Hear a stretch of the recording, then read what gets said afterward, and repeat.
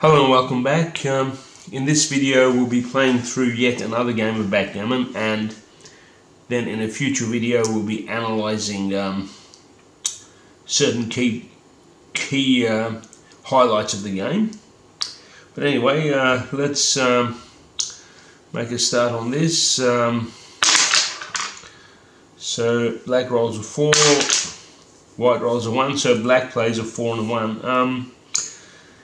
Standard play, as far as I'm concerned, of the 4 and a 1, as discussed in a previous video with openings, would be, well, one alternative is to go 4 and 1 here and advance those two checkers, but there's still time for that. I'd rather play 4 and a 1 here to build up an extra checker here for possible priming of these 3 key points here. You want to build more than one spare checker here for the purpose of possibly priming these points later on. It's always handy to have an extra checker here. So black plays that, and okay, 6 and a 1. Standard play for 6 and a 1 is to prime off this point here. That's standard opening move. Okay, 5 and a 3. Well, as discussed in the video on opening moves, a lot of people play 5 and 3 here. I don't agree with that move because these are the 3 key priming points, the points you want to prime. It's a waste of your checkers to actually prime this point here, so I don't recommend that that move. You could play a 5 here and a 3 there in order to build extra ammunition here for priming, but we've already got one extra checker here. I don't really want to build too many checkers here, considering that white has already primed off a key point here. I think it's a good time for black to do a run here. 1, 2, 3, 1, 2, 3, 4, 5. He can run with that checker and at least get one checker out of there, considering white has already primed the key point here. So that's the move I choose to make in that particular circumstance. Okay, 3 and a 1. Well, standard play for 3 and a 1 is to prime. Sorry, I apologise.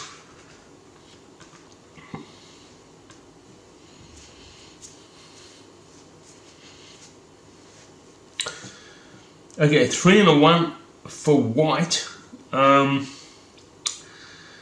Well, you see, with the 3 and a 1, you'd normally prime this point here, but there's no spare checker here. With the 6 and a 1, white has already primed that point there. So there's no spare checker here to prime 3 and 1 there. So yeah. Now what I'm inclined to do at this stage for white, I don't like the idea of hitting a checker and leaving a checker all by itself there, but that's a risk I'm prepared to take right now, because there's only certain combinations with which black can get back in there and hit again. I think that's a risk worth taking, because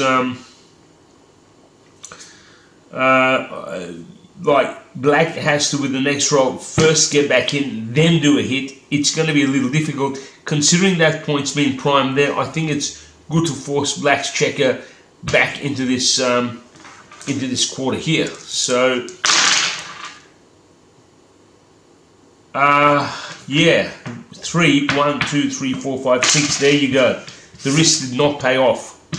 The risk did not pay off for white. Yeah. Not good for white. Not good at all. Now he's got another 3rd checker in here, which is not good. And black's run again with that checker there. So not a good situation for white. Okay, 4 and a 1. Well, white has to basically,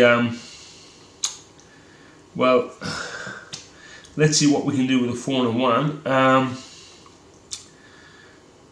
White could go 1 and then do a hit with a 4, but considering the gamble hasn't paid off, I mean, if white sits here with the 1 and then hits with the 4 and forces black back in, the problem is if black rolls a dice where he can do another hit, 4 of white's checkers are forced back here, and that is not a risk white can take at this stage. So I would go 4 here, and 1 there.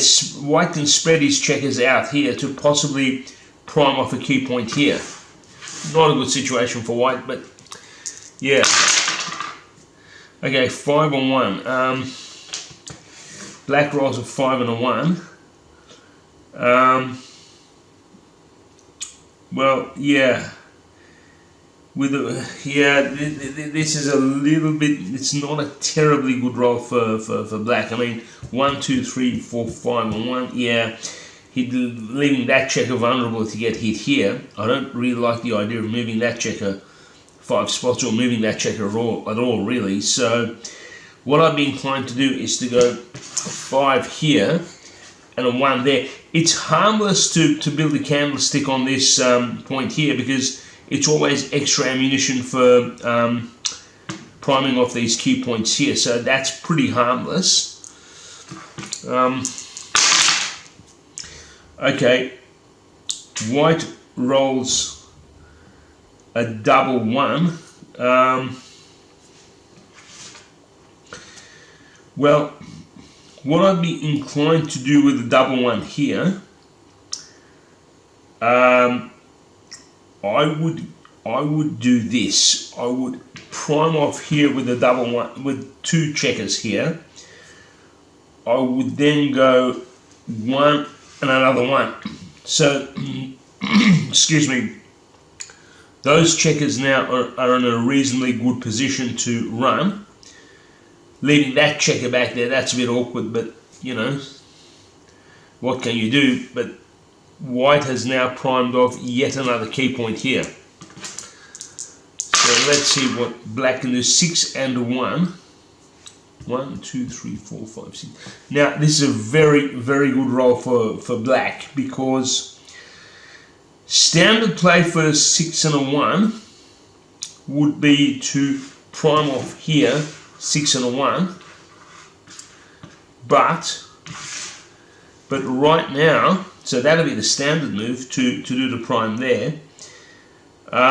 Considering these 2 pieces are more advanced, I'd be inclined to go 1, 2, 3, 4, 5, 6 and 1 here, because now, despite the fact that white primed 2 key points here, both of black's back checkers are out.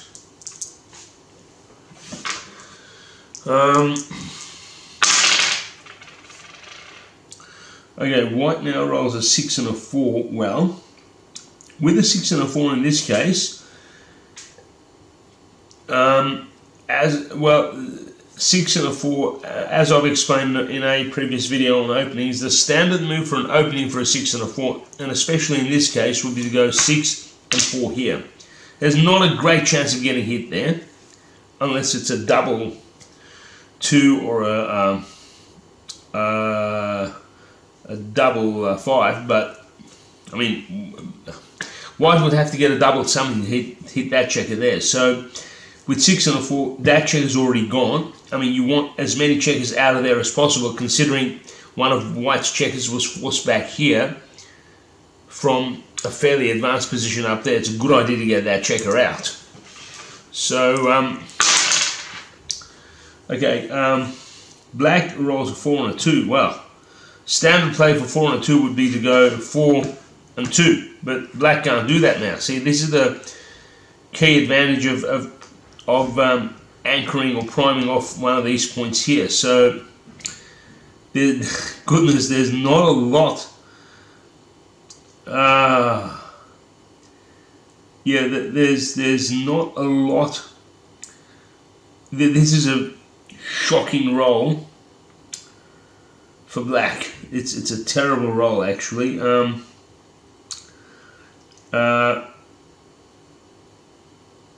Goodness, 1 2 1 2 3 4. Yeah, not a good roll at all for black.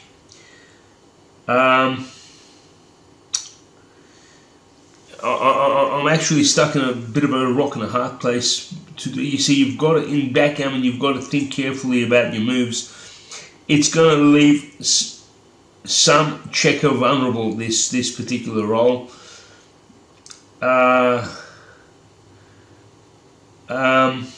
There's only one safe play black can make. Black doesn't want to leave any checkers on its own here, because he's got himself in a really good position in comparison to white. So what I would be inclined to do is to go 1 2 and then 1 2 3 4 here. That checker there on its own is safe there. I just didn't want to leave any checkers on their own anywhere here, and I didn't really want to do a hit there either. I wasn't keen on that. I mean, yeah, see, because if you did a hit here, you'd go 2, then what are you going to do with a 4? I mean, are you going to play a 4 here? Leave yourself open to more hits. Would you have hit that and then played 4 here? It's just too risky. It's way too risky. I think the best play would be to go 1 2 1 2 3 4 here. I honestly think under the circumstances that is the best black can do. So white now rolls a 3 and a 2. Yeah, again, not a terribly good roll for white. Not a terribly good roll at all. Yeah, because he can't get that checker out of there. That's the problem.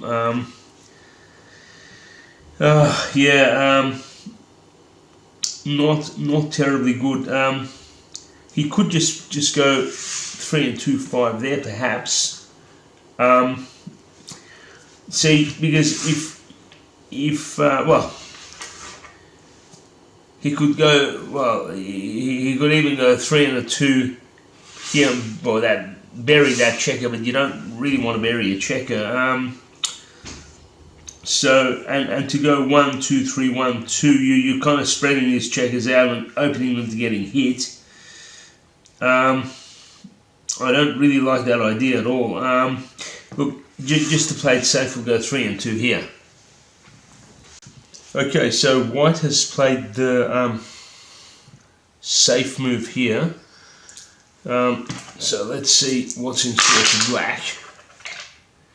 Okay, black rolls a 6 and a 5. 1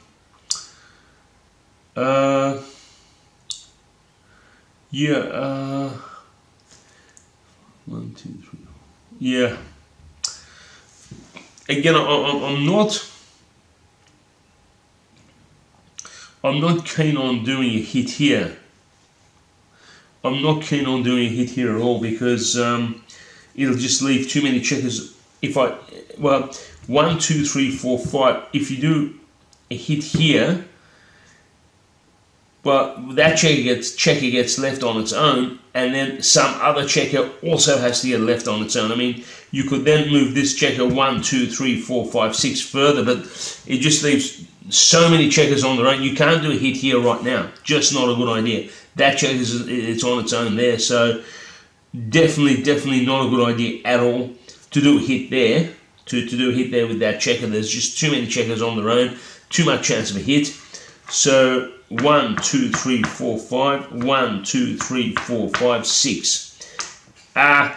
Not a terribly good point to anchor off there, but in case there's a hit, that makes it a little bit more difficult for white to get back in. Notice how overall white is probably in a better position right now, had it not been for that previous hit where black had a lucky roll, hit a white checker and forced an extra checker back in this quarter. That's really given the white handicap in this game. Okay, we'll just wait for it to stop. Rolling. Okay, so okay, white rolls a 5 and a 3. 1, 2, 3, 1, 2, 3, 4, 5. Well, you could go 1, 2, 3, 1, 2, 3, 4, 5 and advance that checker to here, but then you'd leave that checker on its own. Those two checkers are in a fairly good position and they can run any time. So what I'd be inclined to do is to go 1, 2, 3, or sorry, rather 1, 2, 3, and then 1, 2, 3, 4, 5. That's what I'd be inclined to do right now, because those checkers, as I said, are not trapped in there. They're in a fairly good position. Those checkers are in a fairly good position.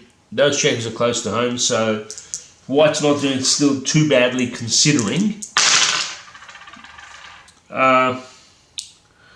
Black rolls a 6 and a 5. Oh, I mean, yeah. Oh goodness, black is getting some bad rolls again.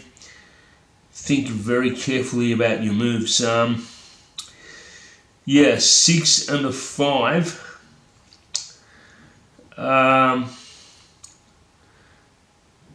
Not a good roll at all.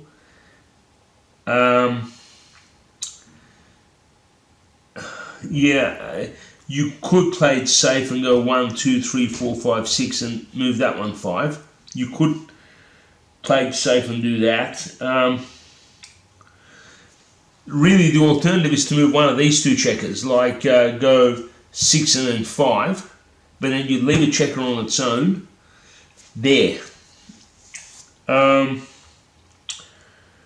Yeah, it's a difficult one, this one, really, because I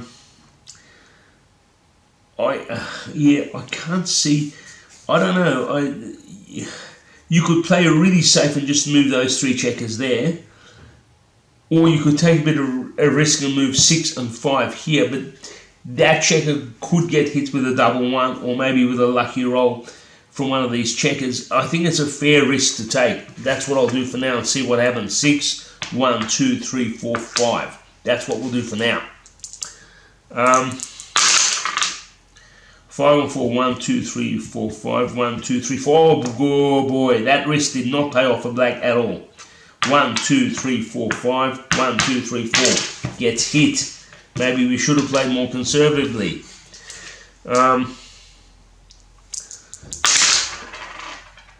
Okay. 5 and 1. Again, some bad rolls for black. There's a 1. That checker's now trapped in there. The risk definitely didn't pay off. The only other thing, let's go 1, 2, 3, 4, 5 here, because you don't want to bury a checker there. Yeah, black's got 1 checker trapped there. Not good, not good. 6 and 5 for white. Okay, white's got to get that checker out of there. So we can go 1, 2, 3, 4, 5, 6, right? And then move that checker 5 spots there. Leaves this checker on its own, but yeah, because black's got 1 checker on its own here, there's not a great deal, not great benefit for black to do a hit here. So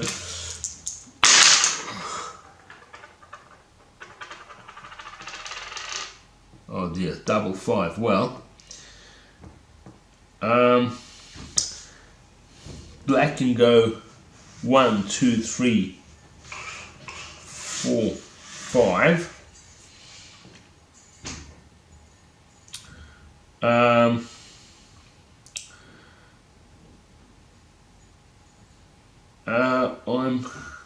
I'm having second thoughts on that. 1, 2, 3, 4, 5. Let's leave those there, because black wants to have a bit of a chance of hitting that one. 1, 2, 3, 4, 5.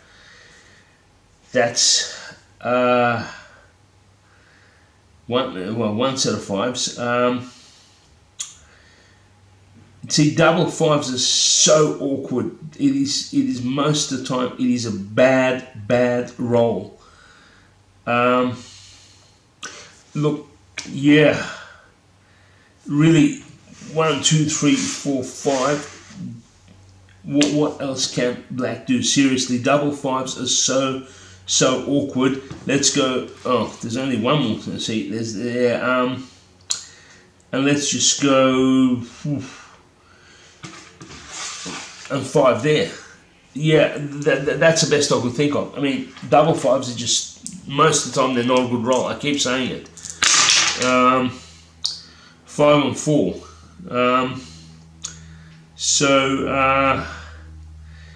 White rolls a 5 and a 4. Not the best. Not the best. Yeah, you don't want to move any of those. 1, 2, 3, 4, 5. Yeah.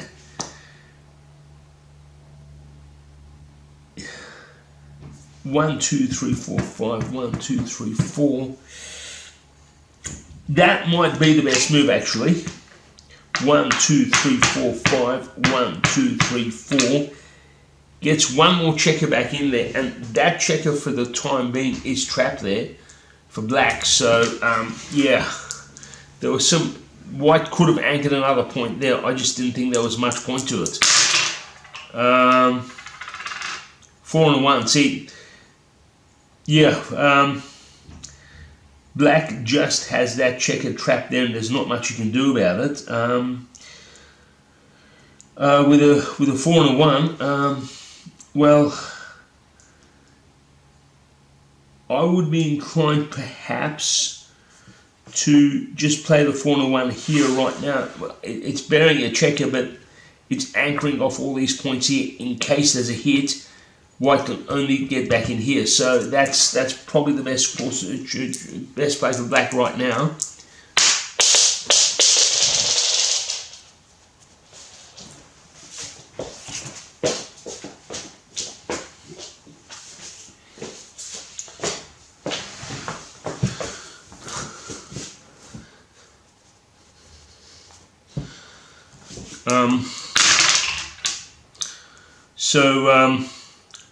White rolls a 4 and a 2. Well, you could anchor off there. Let's do that. Let's go 1, 2, 3, 4, and then 1, 2, and make it even difficult for black to get that checker out of there. Oh dear. What a terrible roll. What a terrible roll for black.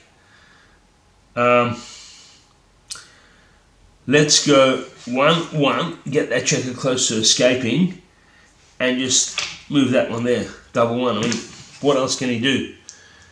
2 and a 1. Oh dear. Again, 2 and a 1 is not a good roll. Just like a double 5, 2 and a 1 is rarely a good roll. It's very rare for a 2 and a 1 to be a good roll. What we'll do, you don't want to leave any checkers on their own here. White does not want to leave a checker on its own here because black can do a hit with that. So if we go, we can go 2 and a 1 here. That gives white ample opportunity to hit black there and anchor. So yeah. Well, see, a double 6 can change an entire game. You see what a double 6 can do? 1, 2, 3, 4, 5, 6. 1, 2, 3, 4, 5, 6. And then 1, 2, 3, 4, 5, 6. Black is suddenly in it. It just changed the whole game for black.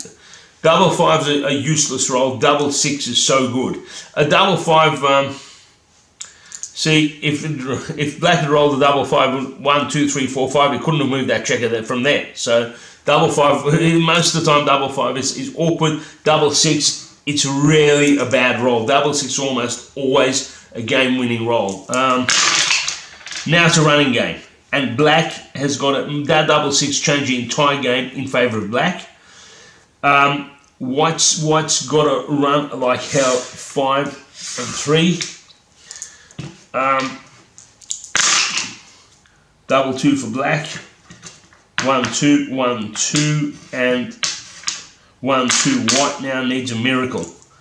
White needs a double 6, quite frankly. Okay, 3 and a 2. So let's just get them all in there. 1 2 3. 1 2. White just needs to get his checkers back into his own quarter as quickly as possible. 6 and 5 for black. So those off the go those two checkers.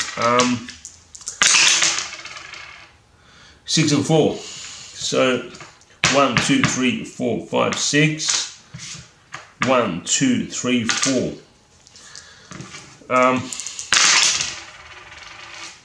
5 and 3. 5 and 3 for black.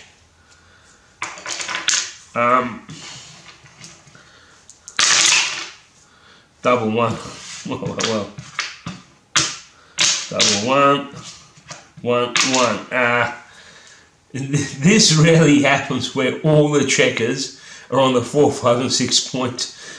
Not a position you want to be in. But anyway, I mean, there's a candlestick on all the high numbered points. Not good at all.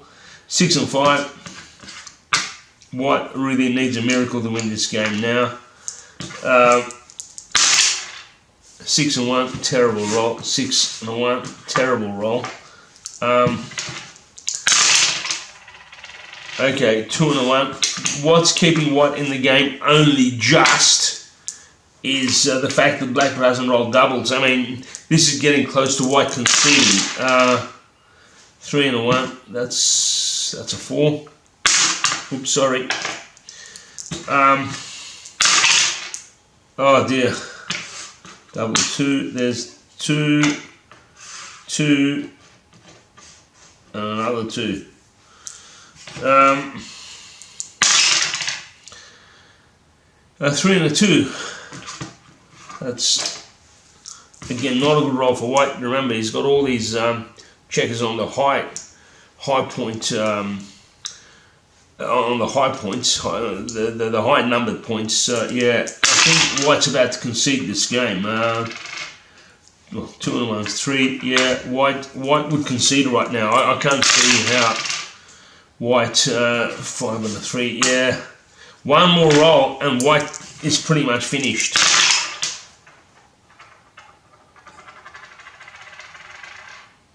Six and 2.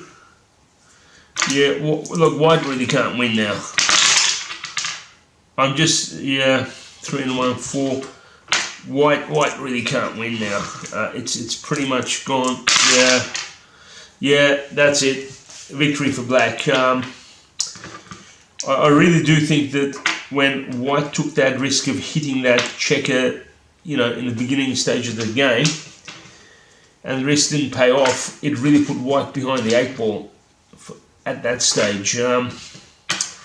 See, the thing is to play a conservative game all the time. People watching would say, "Oh, come on, take a bit of a risk. Why are you playing a conservative game?" I have a tendency to always play conservative games. So I guess when we took a bit of a risk there with White hitting the checker close to his own quarter and the gamble not paying off, it kind of makes my point that, it's better to play a conservative game than to take risks, particularly in the early stages of the game when you haven't got many points anchored. It kind of proves my point. Like I said, I took the risk because I don't want people to be saying, look, you play a conservative game all the time, it's becoming boring. So I guess that's made the point. I will be analysing that particular stage of the game in a future video. I think it's very, very interesting. Thank you for watching.